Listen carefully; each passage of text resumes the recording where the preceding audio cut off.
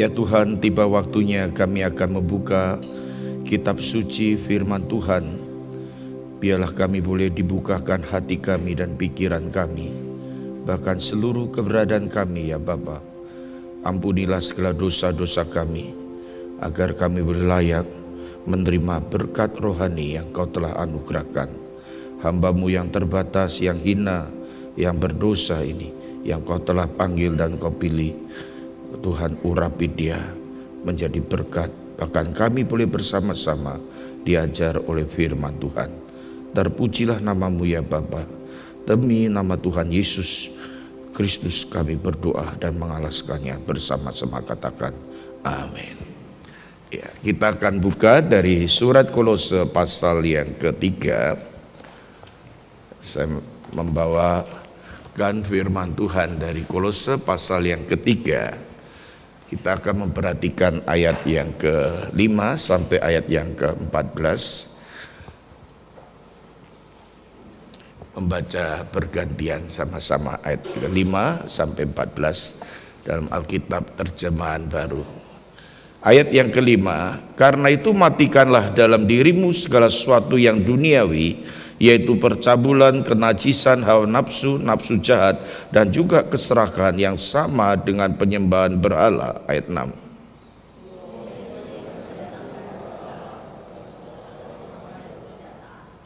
Dahulu kamu juga melakukan hal-hal itu ketika kamu hidup di dalamnya.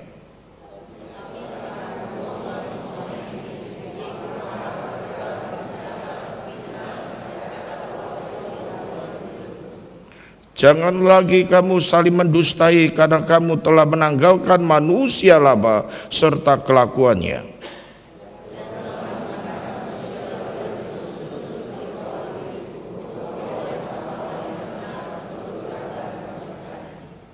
Dalam hal ini tidak ada lagi orang Yunani atau orang Yahudi, orang bersunat atau orang tidak bersunat, orang barbar atau orang Skit, budak atau orang merdeka, tetapi Kristus adalah semua dan di dalam segala sesuatu.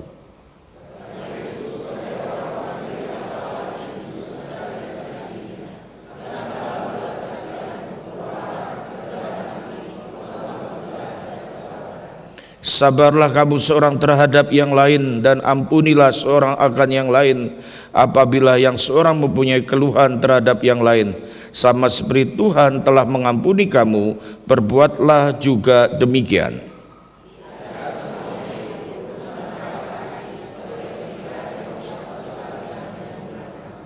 Sampai sedemikian jauh pembacaan firman Tuhan. Berbahagialah kita yang menerimanya dan akan melakukannya. Haleluya, amin. Shalom. Ya, senang sekali Bapak Ibu Saudara sekalian boleh berjumpa kembali di kebaktian GKT 3, khususnya di kebaktian Tumapel ini, pahlawan trip. Saya bersyukur, saya berterima kasih atas karunia Tuhan dan juga segenap majelis hamba-hamba Tuhan, gembala sidang dan seluruh para pengerja diberikan kesempatan hari ini datang di Kota Malang. Saya melayani di Gereja Indonesian Presbyterian Church Randwick di Sydney. Hijrah ke Australia sekitar tahun 2000, satu pelayanan yang cukup panjang melewati satu masa ke masa, dan saya bersyukur saya boleh tetap melihat anugerah Tuhan di tengah-tengah jemaat, khususnya juga di GKT 3 ini. Saya dulu kalau ke GKT 3 masih sebagai guru sekolah minggu yang praktek di Tumapel dan juga khotbah di remaja. Pak Wang ini saya ingat masih remaja waktu itu ya, sebagai ketua remaja, awet muda sekali. Saya bilang wah luar biasa ya. Saya manggil Wang karena namanya Wang. Waktu itu saya akrab sekali, saya sebagai mahasiswa dari dulu namanya ITA, Institut Teologi Aletheia. Saya berangkat. Selesai tahun 90 saya melayani di Jakarta 10 tahun di bawah gereja yang sama asasnya dengan kita, gereja Tionghoa juga, yaitu dikenal dengan Koidang, gereja Mangga Besar ya. Dan tahun 2000 saya dipanggil ke Sydney dan sempat belajar banyak untuk melayani gereja-gereja untuk anak-anak muda diaspora, dan budayanya berbeda-beda, saudara. Dan saya diajak untuk membawa perenungan yang saya kira sedikit saya bisa sharingkan berkenaan dengan pelayanan bersama sebagai gereja, sebagai keluarga, sebagai komunitas. Biar ini juga boleh menolong kita. Amin. Mari kita perhatikan, saudara. Saudara, kita diperhadapkan dengan berbagai macam perkembangan hari ini, saudara. Kalau saudara melihat perkembangan-perkembangan yang terjadi di tengah-tengah kita, saudara begitu cepat sekali. Berkenaan dengan revolusi industri saja kita sudah melihat dari tenaga uap, listrik, teknologi, sekarang sudah era daripada digital. Saya melihat perkembangan-perkembangan dan begitu luar biasa sekali. Gereja menghadapi hal-hal yang semacam ini, saudara. Generasi-generasi berkembang menjadi generasi berikutnya. Saya katakan generasi kita hari ini menghadapi kehidupan yang mungkin, saudara-saudara, kita lihat sebagai suatu tantangan zaman kita. Saya melihat anak-anak muda di Australia, di kota Sydney, orang tua yang datang tahun 70-80, anak-anaknya sekarang sudah usia dewasa. Mereka berusia 30 tahun, 40 tahun dan punya anak lahir di sana. Dengan para pasutri, pasangan suami istri yang tahun 98 ketika kerusuhan Jakarta dan sekitarnya di Indonesia ini, itu berangkat ke Australia. Anak-anak waktu itu sekitar usia 3-4 tahun, 5 tahun. Dan saya melihat perbedaan anak yang lahir di sana dengan lahir di Indonesia. Belum lagi student, mahasiswa yang berangkat dari Indonesia setelah melewati high school, sekolah SMA, mereka kuliah di sana dengan para mahasiswa yang besar di Australia juga berbeda. Dan kami mempunyai 5 kebaktian itu punya keunikan masing-masing. Isinya sama, temanya sama, tapi dikemas dengan berbagai keperbedaan sesuai dengan konteks yang ada. Kebaktian bahasa Inggris dengan bahasa Indonesia berbeda konteksnya. Kebaktian di kebaktian Indonesia yang orang tua yang usianya sekitar 50 sampai 80, bahkan ada jemaat kami sekarang yang berusia 102 tahun. Itu budayanya masih Holland spoken, orang-orang yang berbahasa Belanda. Eke ye itu kalau ngomong di rapat, saudara, saya bilang ye, kalau manggil boksu juga sopan sekali, saudara-saudara. Beda dengan anak-anak muda, manggil boksunya itu manggil nama, John. Saya bilang, anak-anak John, saya bilang ini manggil Pak Joni dong, atau sekarang mereka manggilnya sudah Om, Uncle gitu.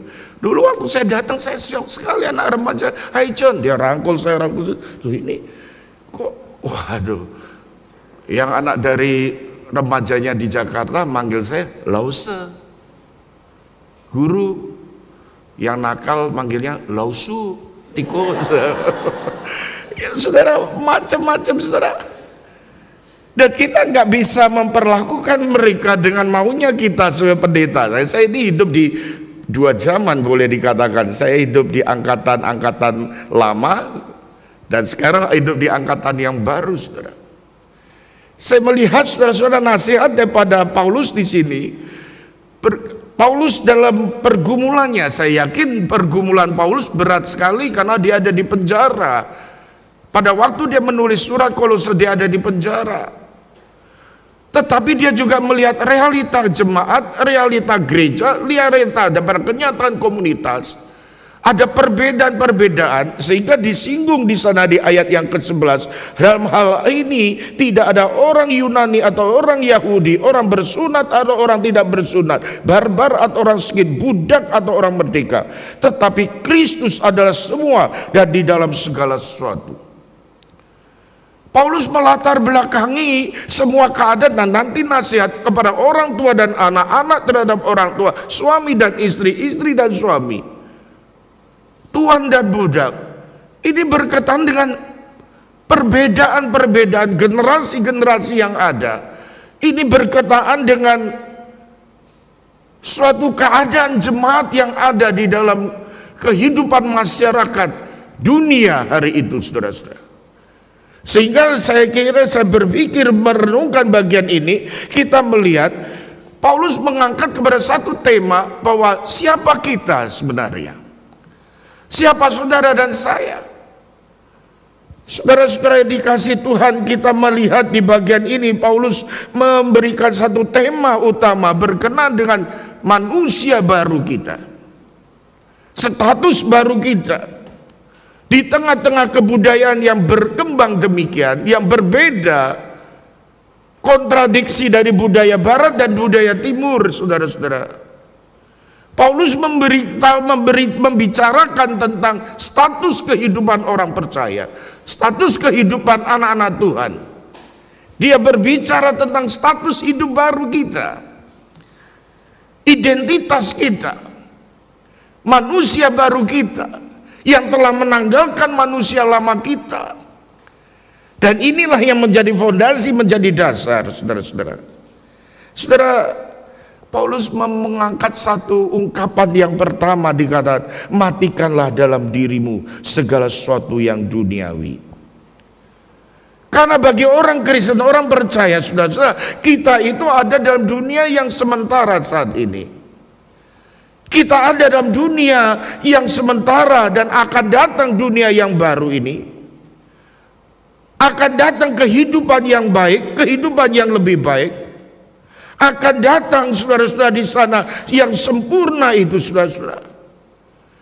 Dan yang fana ini ada hal-hal yang harus ditinggalkan, harus ditanggalkan. Bahkan Paulus memakai kata matikanlah itu.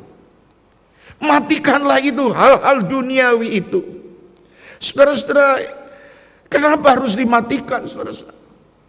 Karena ini akan mendatangkan murka Allah, saudara-saudara.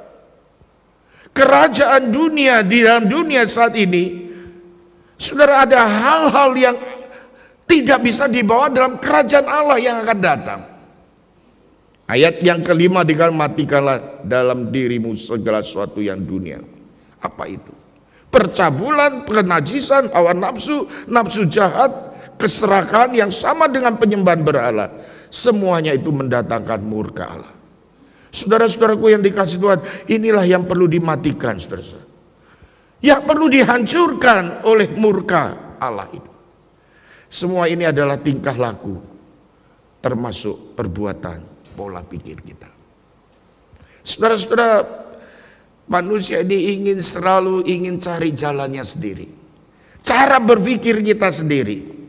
Sehingga saudara-saudara, di dalam relasi kita, belum lagi masalah yang ada di dalam moralitas kekristenan sekarang diperhadapkan dengannya LGBT, dengan adanya hidup seks bebas. Bagaimana kita memiliki prioritas hidup yang sungguh. Kadang-kadang kita sebagai orang Kristen tidak memikirkan itu lagi. Yang dikatakan oleh Alkitab itu sebenarnya adalah dosa, merupakan pemberontakan kepada Allah. Seperti Adam dan Hawa yang memberontak kepada Tuhan, saudara. Saudara, ini akan dihancurkan. Matikanlah, kata yang keras sekali.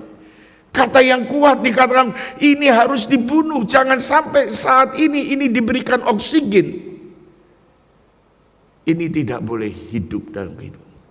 Dosa, termasuk yang seringkali menganggap memuaskan kita, adalah keserakahan. Gereja. Itu keserakahan memberikan janji yang besar. Kalau punya uang banyak engkau akan bahagia. Kalau engkau punya aset lebih banyak engkau akan puas. Tapi kita tahu Alkitab mengatakan tidak akan mendatangkan kepuasan. Karena kita tidak akan merasa pernah cukup, saudara-saudara. 1 Timotius 6 ayat 9 itu katakan jelas, mereka yang ingin kaya akan terjatuh dalam pencobaan dengan berbagai nafsu yang hampa, mencelakakan, bahkan menenggelamkan manusia di dalam keruntuhan dan kebinasaan. Bukankah ini yang memberikan kepuasan? Bukan. Saudara-saudara, Paulus berkata keserakahan itu sama dengan penyembahan berhala. Bergantung pada Tuhan yang Tuhan inginkan. Saudara-saudara, mengapa kita perlu mematikan? Karena hal-hal ini tidak mendapatkan tempat dalam kerajaan surga. Kita warga kerajaan surga, saudara-saudara. Kita hidup di dalam kehidupan di dalam Dia, saudara-saudara. Ayat yang ke-8, ayat yang ke-9, buanglah semuanya itu, marah, geram, kejahatan, fitnah, kata-kata kotor yang keluar dari mulutmu. Jangan lagi kamu saling mendustai, karena kamu telah meninggalkan manusia lama serta kelakuannya. Saudara-saudara, yang kedua ini berbicara tentang apa, saudara? Tentang firman Tuhan yang menuntun kehidupan kita. Kita itu memiliki identitas yang baru, saudara. Yang lama sudah berlalu. Kita hidup lagi di dalam Kristus. Kita bukan hidup di dalam dosa, hidup pemberontakan kepada Tuhan, tidak. Identitas kita yang dahulu, manusia lama kita, ditanggalkan. Sekarang kita mempunyai identitas yang baru. Kolose pasal 3 ini memberikan dasar pada semuanya adalah identitas kita yang baru itu. Inilah yang menjadi identitas saudara dan saya. Inilah yang menjadi dasar kehidupan kita. Inilah yang memberikan paradigma kehidupan kita. Di dalam hal moralitas, di dalam norma-norma kehidupan relasi kita, kita didasarkan pada identitas kita yang sesungguhnya. Saudara, agama-agama lain dalam pemikirannya, saudara, dengan tingkah laku itu menentukan identitas kita. Identitas manusia itu ditentukan oleh perilaku kita. Tetapi paradigma daripada Alkitab di dalam kekristenan, karena kita sudah ditebus, kita sudah mendapatkan hidup yang baru, maka kita memiliki identitas yang baru. Berperilakulah sebagai manusia yang baru. Saudara sekalian, ayat yang ketiga, ayat yang keempat, identitas kita yang baru itu, sebab kamu telah mati dan hidupmu tersembunyi bersama-sama di dalam Kristus. Kristus adalah segala-galanya yang ada di dalam kita. Sekarang saudara-saudara, kita adalah manusia yang baru, memiliki identitas yang baru. Entah engkau generasi lama atau generasi baru, entah engkau sebagai orang tua, sebagai anak, identitas kita adalah identitas yang baru di dalam Kristus. Inilah yang menjadi pemberian Tuhan yang begitu mulia, saudara. Kita menjadi anak-anak Tuhan yang sudah ditebus di dalam Kristus yang telah mati dan bangkit. Dan kita menerima anugerah itu dengan tangan yang terbuka, yaitu melalui iman. Saudara sekalian, identitas baru inilah hidup dengan sesuai status kita yang baru. Saudaraku, mari kita melihat bagaimana kehidupan kita bersama. Kita percaya bahwa Yesus yang telah memberikan status yang baru, hidup yang baru, saudara, itu sesuai dengan apa, saudara? Sesuai dengan ciptaan Allah yang bagaimana? Alkitab menjelaskan, saudara-saudara, ayat yang ke-10 ini disebutkan, kamu telah mengenakan manusia baru yang terus-menerus diperbaharui untuk memperoleh pengetahuan yang benar menurut gambar penciptanya, menurut gambar sang Khaliknya. Gambar pencipta itulah, saudara-saudara, yaitu gambar rupa Allah itulah. Sesuai dengan itulah, saudara-saudara, yang mana kita ketika Adam dan Hawa, manusia jatuh dalam dosa, itu rusak gambaran Allah itu. Dan Alkitab mengatakan bukan hanya diperbaiki tetapi diperbaharui. Kita menjadi manusia yang baru sesuai dengan ciptaannya, sesuai dengan rupa dan gambar Allah. Seperti kita melihat perabot-perabot yang ada, saudara, itu dari kayu, dari bahan mentah yang diolah sedemikian rupa menjadi satu perkakas perabot, dijadikan sesuai dengan apa? Sesuai dengan rupa dan gambar Allah. Tetapi ketika kayu itu dipahat, ketika itu dipasak, ketika itu dikikis, ketika itu dipotong, hidup kita itu dibentuk sedemikian rupa. Dan saya yakin generasi ke generasi mengalami hal-hal yang sama. Tuhan membentuk kita dengan cara Tuhan masing-masing. Saudaraku yang dikasih Tuhan, kita melihat ini adalah bagian daripada rencana Allah. Kita ada di sini adalah semua bagian daripada rencana Tuhan. Amin. Kita dibentuk di dalam suatu rancangan Allah, saudara. Dan kita tidak boleh melupakan itu, saudara-saudara. Bahwa Allah sedang membuat kita, membentuk kita dari zaman ke zaman. Maka saya senang sekali dengan satu ungkapan bijaksana. Ingat manusia jadi orang. Ingat kacang, jangan lupa kulitnya. Saudara sekalian, kalau sedang minum air, ingat sumbernya dari mana. Saudara-saudara, ini kita menjadi orang yang sangat bijaksana ketika melihat pohon yang besar, yang megah itu, saudara-saudara. Saudara, kita bisa melihat bagaimana pohon itu bisa hadir hari ini, saudara. Besar, megah, bisa survive dalam segala keadaan. Pasti pohon itu memulai dari awal, saudara. Pohon yang besar itu, saudara-saudara, ditempa angin, ditempa hujan, bahkan ditempa badai, saudara-saudara. Saudara, tapi hari ke hari pohon itu semakin tinggi, semakin besar, saudara-saudara. Ketika kita melihat pohon itu, apa yang terlintas dalam pikiran kita, apa yang ada di hati kita, saudara?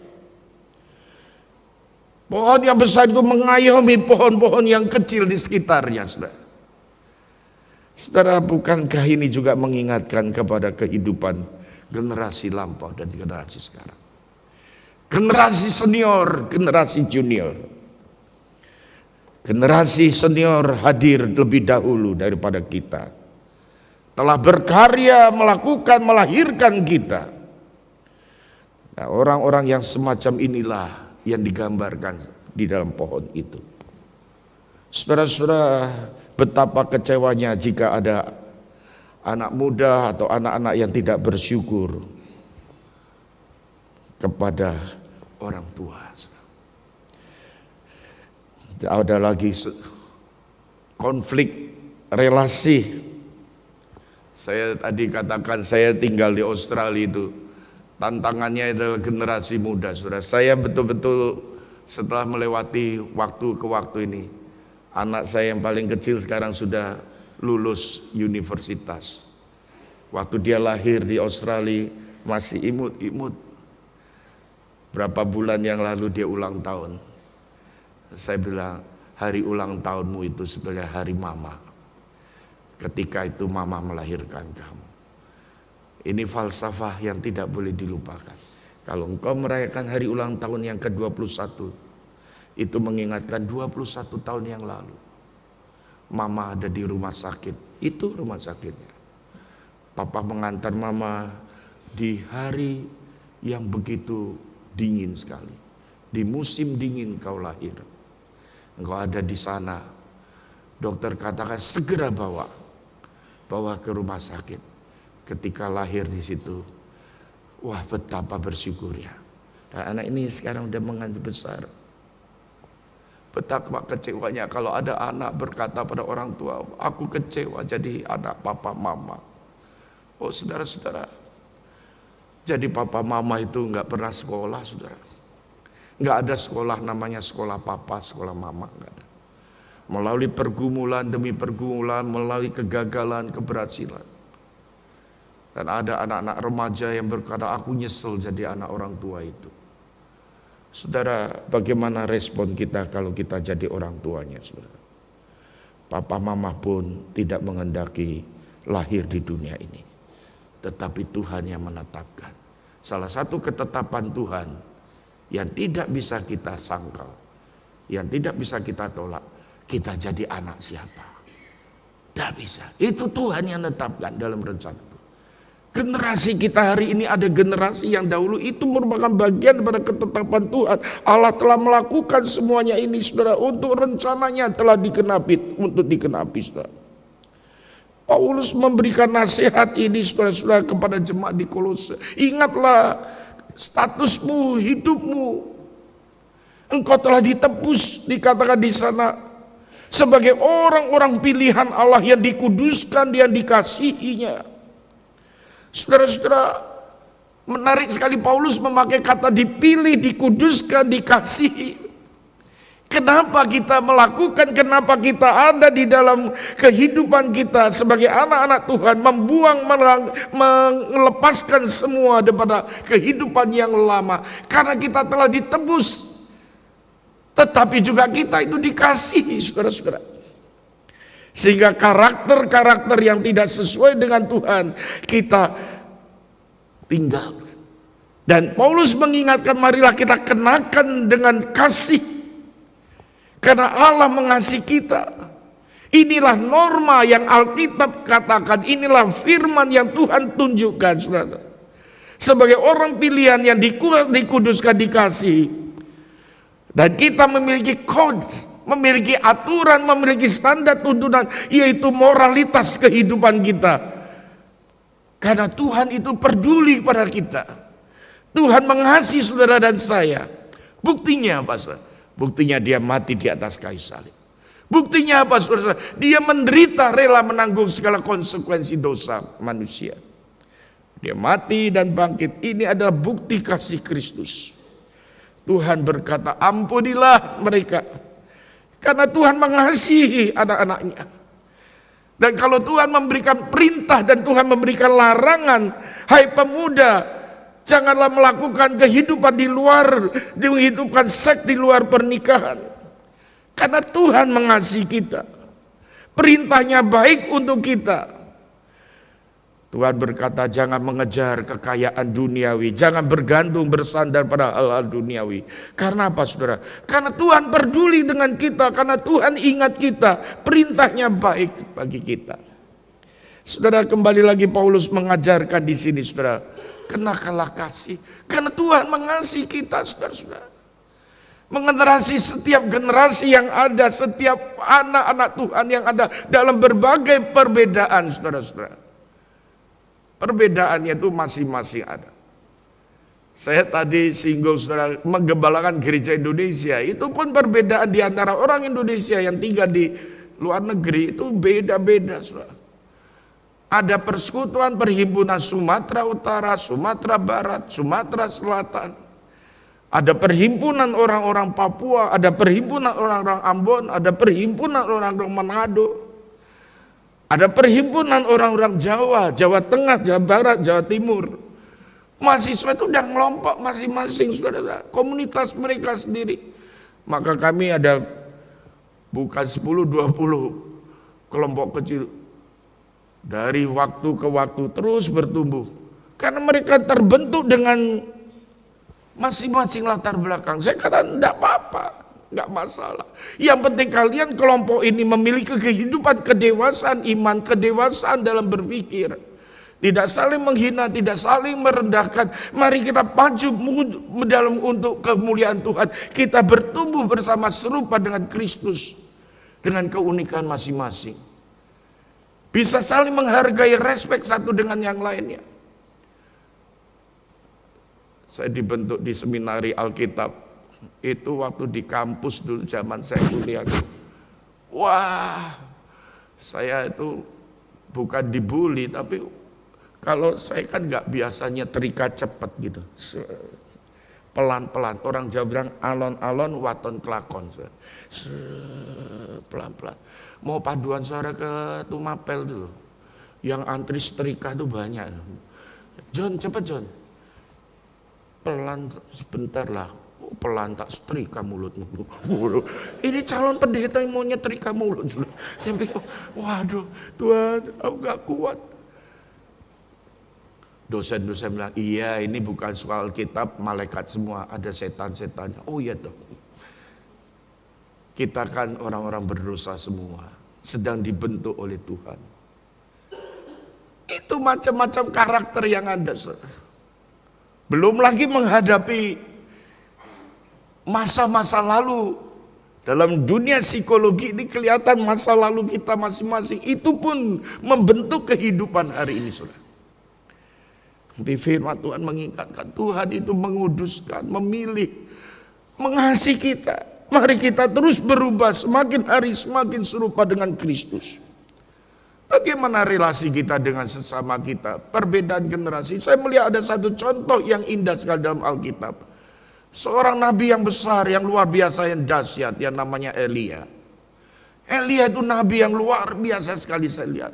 Dia berdoa menurunkan hujan turun, api turun, saudara. Dan saya melihat saudara-saudara, Allah memakai Nabi Elia itu luar biasa sekali. Sampai pada akhirnya saya melihat ada yang melanjutkan, yaitu Elisa. Luar biasa. Kalau tadi saya berbicara terhadap generasi senior, ini ada generasi junior, Elisa. Elisa itu mengikuti Elia itu sampai garis akhir, saudara. Mungkin saya bisa membayangkan Elia berkata, sudah stop, gak usah ikut lagi lah. Tapi bagaimanapun juga Tuhan pakai Elia, Tuhan pakai Elisa. Sampai akhirnya saudara-saudara, dalam satu ketika Elia melihat Elisa sedang ada di padang di sana. Ketika dia melihat di sana, dia melemparkan jubahnya, dia lemparkan. Dan itulah pada waktu peralihan daripada generasi berikutnya. Yang memperhatikan, mengagumi Elisa. Elisa itu mengikuti setia. Kalau orang yang mengikuti setia dan yakin, dia banyak belajar dari Elia. Sehingga ketika Elia berkata, apa yang kamu minta padaku? Dia minta spirit itu, roh itu. Dia minta porsi itu double. Saudara, ini mengagumkan bagi kita, bagi saya saudara. Bagaimana sikap junior yang mau belajar pada senior. Kita melihat saudara-saudara, pohon itu bekam dimulai dari awal. Saudaraku yang dikasih Tuhan, biarlah di tengah-tengah keluarga kita juga demikian saudara. Di tengah-tengah keunikan kita, garam kita, nasi kita, pengalaman kita semuanya saudara. Mari kita menghadapi dengan hati yang dikatakan, kenakanlah kasih itu. Tanggalkanlah karakter yang lama, kenakanlah karakter yang baru saudara-saudara. Yang terus menerus boleh diperbaharui saudara. Kenakanlah belas kasihan, kenakanlah kerendahan hatian, kemurahan. Kenakanlah kesabaran. Sabarlah kamu terhadap satu dengan yang lainnya. Ampunilah yang akan yang lain. Saudara-saudara, luar biasa. Biarlah ini menjadi perenungan kita bersama-sama untuk hidup membangun kehidupan kita. Saudara, dunia kita sedang dilanda dengan berbagai macam perubahan, termasuk perubahan sosial masyarakat. Perubahan yang meresahkan kita. Kejahatan merusak kehidupan keluarga. Kita perhatikan kasus-kasus pembunuhan. Di Australia nggak boleh punya pistol, tapi mereka boleh punya pisau. Kemarin di satu mall ada seorang muda, ada 6 wanita tusuk. Kejadian yang sangat mengenaskan. 1 minggu kemudian itu di gereja ortodoks, pendetanya itu, pastornya itu sedang khotbah. Seorang pemuda muncul, tusuk. Heboh. Sekarang saya kemarin didatangi Badan Intelijen Australia itu mengunjungi gereja kami. Dia kata, Pastor Johnny, gimana kamu? It's okay, saya bilang. Tapi kamu harus jaga sekarang. Kita akan beri keamanan. Saya bilang, thank you. Tapi saya berbicara pada jemaat, mari kita terus berdoa untuk bangsa ini. Bukan hanya itu saudara, kita melihat semaraknya LGBT di negara-negara maju. Kita melihat abortus. Kita melihat anak-anak di sekolah semakin sulit hidup normal, memegang firman Tuhan. Kita melihat bermacam-macam guru Kristen yang sulit untuk berkembang karirnya. Karena mengkritik tentang abortus, LGBT. Saudara sekalian, kita ada di dunia yang seperti itu. Meresahkan orang tua. Bahkan meresahkan anak-anak kita.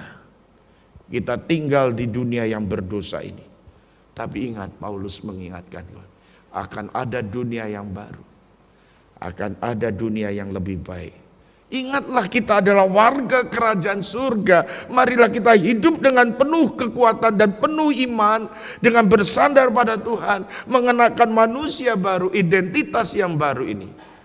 Dan jangan lupa, Tuhan itu peduli pada kita. Dia mengasihi saudara dan saya. Dunia yang semakin menekan anak-anak Tuhan sekalipun, mari kita mengimani, berpegang pada firman dan janjinya.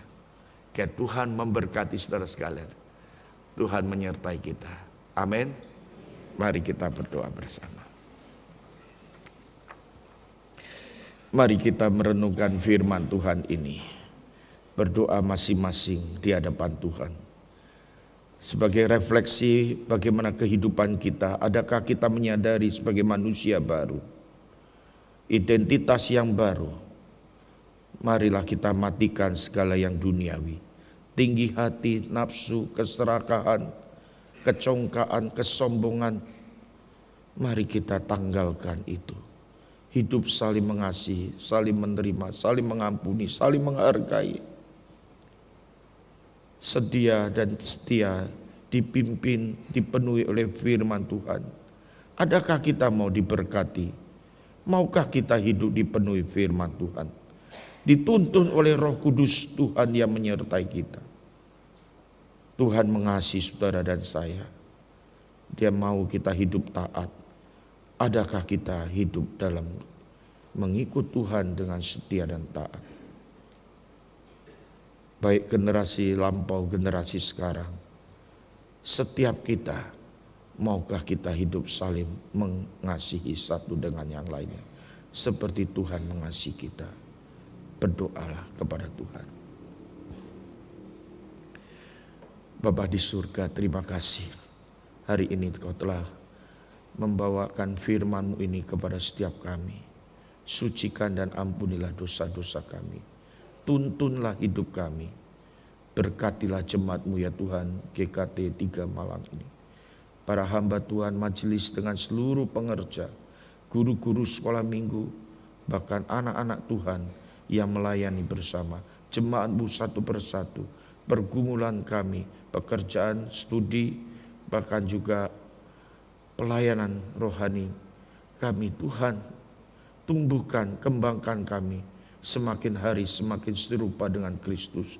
Karena kami diciptakan sesuai dengan rupa dan gambar Allah. Terima kasih Tuhan, pada pagi siang hari ini kami boleh berbakti di hari Tuhan. Kami mohonkan doa ini Tuhan kabulkan. Di dalam nama Tuhan Yesus Kristus kami alaskan doa ini bersama-sama, katakan amin.